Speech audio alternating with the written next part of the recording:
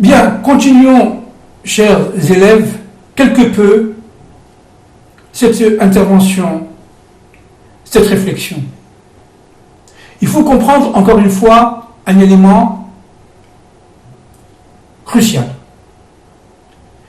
Amalek, cette force qui, au début, représentait un peuple, qui progressivement va être disséminé par Nabuchodonosor, on ne sait plus exactement où il est, disent les rabbins, existe toujours sous la forme de forces négatives, de forces d'obscurité. Et ces forces d'obscurité sont d'autant plus renforcées que le monde devient immoral. C'est le rapport entre l'immoralité et la force d'Amalek qui s'accroît, qui est extrêmement dangereuse pour Israël. Cette force d'immoralité commence d'abord par soi-même, par le couple. Dans le couple, évidemment, il y a toujours ces tensions qui sont des tensions naturelles. Mais lorsqu'elles deviennent incontrôlables, lorsqu'elles deviennent malheureusement irrévocables, ces forces sont destructrices. C'est pour ça que lorsque dans une société, la famille, le couple, a tendance à se désintégrer sous forme de modernité, etc., tout ce que vous voulez, vous pouvez être sûr que c'est la fin d'une civilisation. Parce que la famille, étant le garine, c'est-à-dire le microcosme social, le microcosme économique, est touché lorsque la société elle-même est touchée. Parce que dans l'individuel de la famille, il y a le collectif social. La famille est un microcosme social. C'est la représentation d'une société. On l'a déjà dit, cela, on l'a déjà dit. Mais seulement, il faut comprendre que Amalek, il va venir à l'intérieur de chacun d'entre nous pour essayer de casser le couple homme-femme, de réduire, c'est le monde du serpent évidemment, de réduire l'harmonie autant que possible, de manière à faire imploser la société. Parce que de proche en proche, comme évidemment la famille est une cellule sociale, de proche en proche, cette cellule va se disloquer et c'est évidemment tout ce qu'on vit là, des phénomènes de métastase, un peu comme un cancer, qui fait que tout s'écroule d'un seul coup au bout d'un certain nombre d'années ou une époque plus ou moins longue. Alors ce qui est très important, c'est que le rôle de Vashti, qui était une femme, j'allais dire, de très peu de moralité.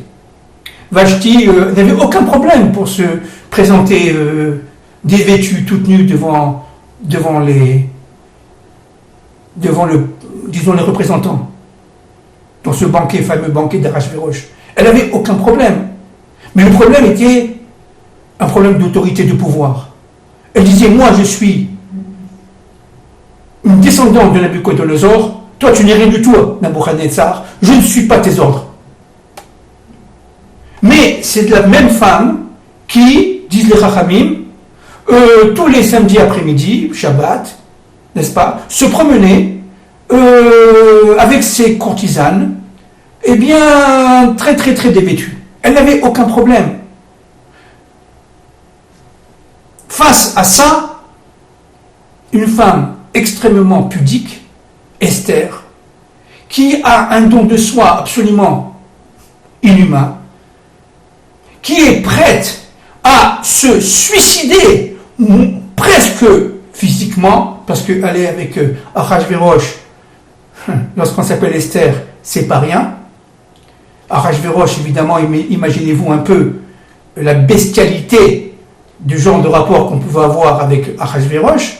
Eh bien, elle a accepté de se donner à une brute sexuelle pour sauver le peuple d'Israël. Ça, c'est le don de soi le plus extraordinaire, le plus magnifique.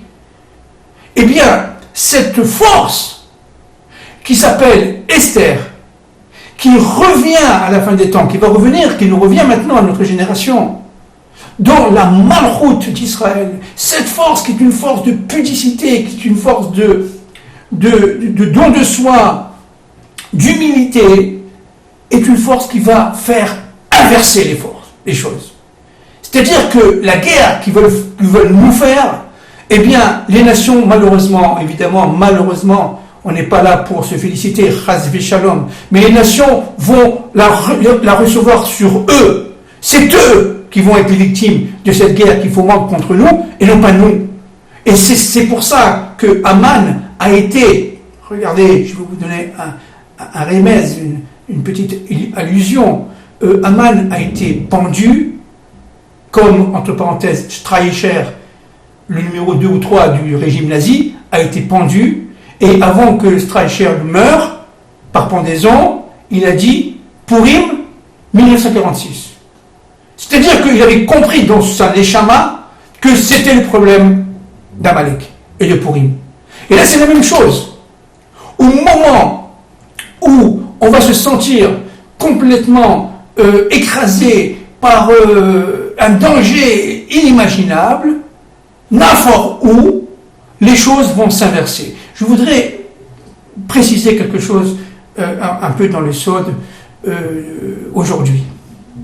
Le ou en hébreu, n'importe où c'est et, vav et aleph. Et, vav et aleph. Le et dont nous parlons dans ce mot, c'est le et de la deuxième lettre de Dieu. Yud et. C'est-à-dire c'est l'ensemble des mondes spirituels qui rayonnent dans tous les mondes spirituels et qui va permettre, grâce à ce vav, c'est-à-dire cette lettre de l'union, ou, je répète, et vav, transformer ce monde en aleph, c'est-à-dire en unité. C'est pour ça que dans la lettre ou, dans le mot ou en hébreu, vous avez la présence divine dans les autres mondes spirituels qui vont descendre par l'intermédiaire d'Esther pour former l'union du peuple juif. L'union du peuple juif. C'est pour ça que Aman a dit que c'était un peuple qui était dispersé.